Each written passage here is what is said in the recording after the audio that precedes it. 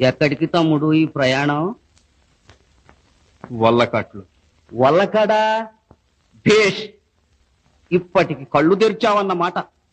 పద బాబు పద, అక్కడే మన కాపురం. ఈ దిక్కుమాలిన ప్రపంచంలో అన్ని కష్టాలే కానీ ఆ వంతు కూడా శాంతి లేదు. మతిపోయి నేనేడుస్తుంటే మధ్య నీకోలేమిట్రా? గోలగాదు తమ్ముడు, ఇది లీల.